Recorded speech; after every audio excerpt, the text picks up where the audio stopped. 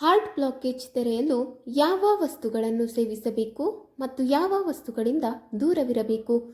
ನೈಸರ್ಗಿಕ ಪರಿಹಾರವನ್ನು ತಿಳಿಯಿರಿ.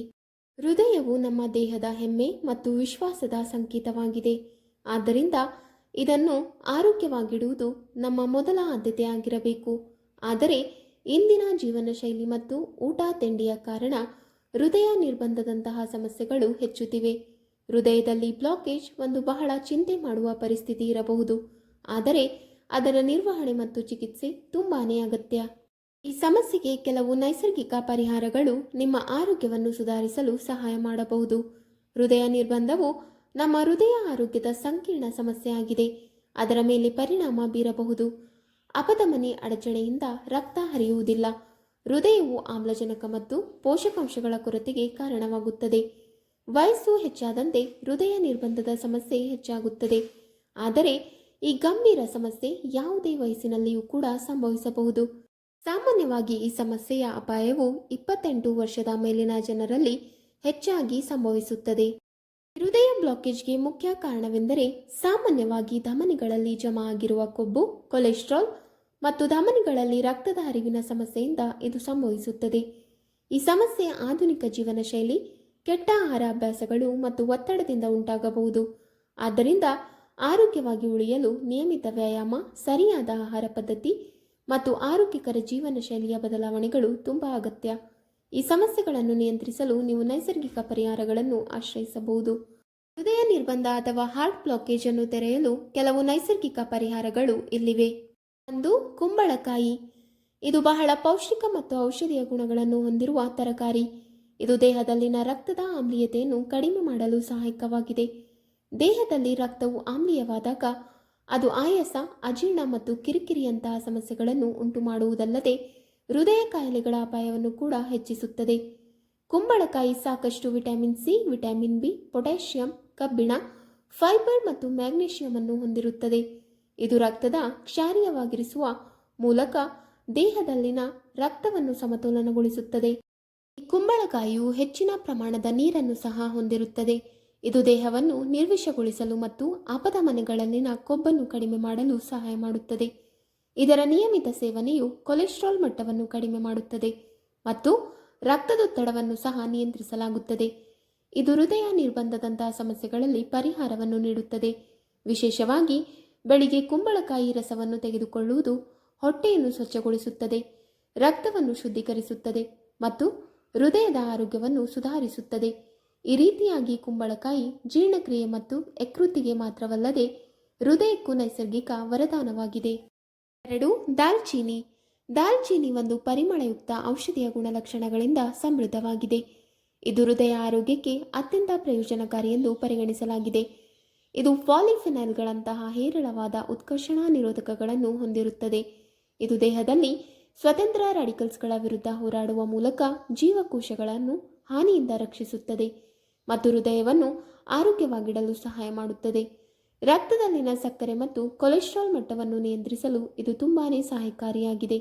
ನಿಯಮಿತವಾಗಿ ಸೀಮಿತ ಪ್ರಮಾಣದಲ್ಲಿ ದಾಲ್ಚೀನಿ ಸೇವನೆಯು ದೇಹದಲ್ಲಿನ ಟ್ರೈಗ್ಲಿಸರೈಡ್ಗಳನ್ನು ಕಡಿಮೆ ಮಾಡುತ್ತದೆ ಮತ್ತು ಅಧಿಕ ರಕ್ತದೊತ್ತಡವನ್ನು ಸಹ ನಿಯಂತ್ರಿಸುತ್ತದೆ. ನೀವು ದಾಲ್ಚೀನಿ ಹಾಲಿನಲ್ಲಿ, ಚಹಾದಲ್ಲಿ ಹಾಕಿ ಅಥವಾ ಸಿಹಿ ತಿಂಡಿಗಳು ಮತ್ತು ಓಟ್ಮೀಲ್ಸ್ಗಳಲ್ಲಿ ರುಚಿಯಾಗಿ ಸೇರಿಸಬಹುದು. ಅದರಲ್ಲೂ ಇದನ್ನು ಸೀಮಿತ ಪ್ರಮಾಣದಲ್ಲಿ ಸೇವಿಸಬೇಕು, ಏಕೆಂದರೆ ದೊಡ್ಡ ಪ್ರಮಾಣದಲ್ಲಿ ಇದು ಯಕೃತ್ತಿನ ಮೇಲೆ ಪರಿಣಾಮ ಬೀರುತ್ತದೆ. ಒಟ್ಟಾರೆಯಾಗಿ ದಾಲ್ಚೀನಿ ಒಂದು ನೈಸರ್ಗಿಕ ಹೃದಯ ರಕ್ಷಕವಾಗಿದೆ. 3. ಬೆಳ್ಳುಳ್ಳಿ.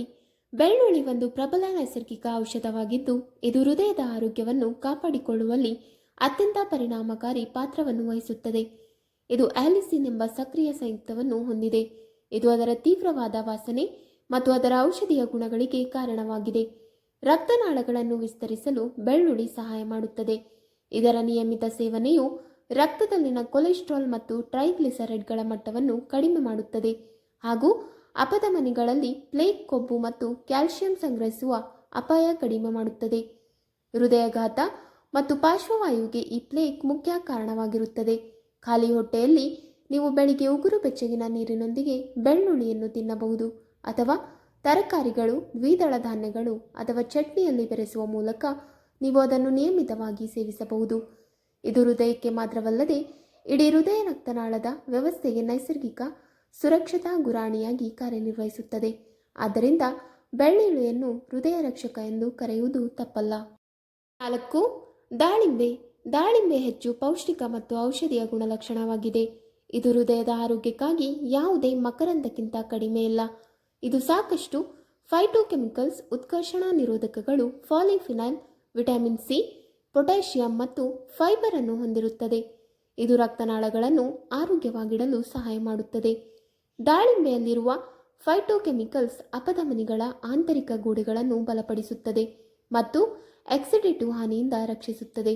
ಇದು ಅಪಧಮನಿಗಳಲ್ಲಿ ಪ್ಲೇಕ್ ಮತ್ತು ಕಿರಿದಾಗುವ ಪ್ರಕ್ರಿಯೆಯನ್ನು ನಿಧಾನಗೊಳಿಸುತ್ತದೆ. ಇದು ರಕ್ತದ ಹರಿವನ್ನು ಸುಧಾರಿಸುತ್ತದೆ, ಅಂದರೆ ರಕ್ತದ ಹರಿವು ಮತ್ತು ಹೃದಯಕ್ಕೆ ರಕ್ತ ಪೂರೈಕೆ ಸರಾಗವಾಗಿರುತ್ತದೆ. ಇದಲ್ಲದೆ ಅಧಿಕ ರಕ್ತದೊತ್ತಡವನ್ನು ನಿಯಂತ್ರಿಸಲು ದಾಳಿಂಬೆ ಸಹ ಸಹಾಯಕವಾಗಿದೆ. ಇದು ಹೃದಯ ನಿರ್ಬಂಧ ಮತ್ತು ಹೃದಯಘಾತಕ್ಕೆ ಪ್ರಮುಖ ಕಾರಣವಾಗಿದೆ. ದಾಳಿಂಬೆ ರಸವು ಕುಡಿಯುವ ಮೊದಲು ಈಗಾಗಲೇ ಗೊತ್ತಿದ್ದ ನಿರ್ಬಂಧದ ಲಕ್ಷಣಗಳನ್ನು ಕ್ರಮೇಣ ಸುಧಾರಿಸುತ್ತದೆ ಎಂದು ವೈಜ್ಞಾನಿಕ ಸಂಶೋಧನೆಗಳು ಸಾಬೀತುಪಡಿಸಿವೆ. ಆದ್ದರಿಂದ ದಾಳಿಂಬೆ ದೈನಂದಿನ ಆಹಾರದಲ್ಲಿ ಸೇರಿಸಿ. ಹಣ್ಣಾಗಿರಲಿ ಅಥವಾ ರಸವಾಗಿರಲಿ, ಹೃದಯದ ಕಾರ್ಯವನ್ನು ಕಾಪಾಡಿಕೊಳ್ಳಲು, ಹೃದಯ ನಿರ್ಬಂಧದ ಅಪಾಯವನ್ನು ಕಡಿಮೆ ಮಾಡಲು ಮತ್ತು ಸಂಪೂರ್ಣ ಹೃದಯ ಆರೋಗ್ಯವನ್ನು ರಕ್ಷಿಸಲು ಇದು ಸಹಾಯಕವಾಗಿರುತ್ತದೆ. 5. ಅಗಸೆ ಬೀಜ. ಅಗಸೆ ಬೀಜವು ಹೆಚ್ಚು ಶಕ್ತಿಶಾಲಿ ಮತ್ತು ಔಷಧೀಯ ಗುಣಗಳಿಂದ ಕೂಡಿದ ಶ್ರೀಮಂತ ಬೀಜವಾಗಿದೆ.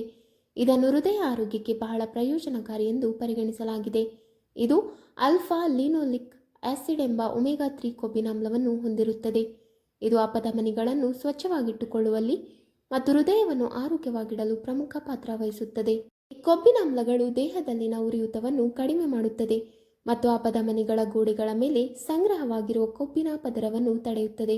ಇದು ರಕ್ತದ ಹರಿವನ್ನು ಸುಧಾರಿಸುತ್ತದೆ ಮತ್ತು ಮುಚ್ಚಿದ ಅಥವಾ ಕಿರಿದಾದ ಅಪಧಮನಿಗಳನ್ನು ಕ್ರಮೇಣ ತೆರೆಯಲು ಸಹಾಯ ಮಾಡುತ್ತದೆ. ಇದಲ್ಲದೆ ಅಗಸೆ ಬೀಜದಲ್ಲಿ ಸಾಕಷ್ಟು ಕರಗುವ ಫೈಬರ್ ಸಹ ಇದೆ.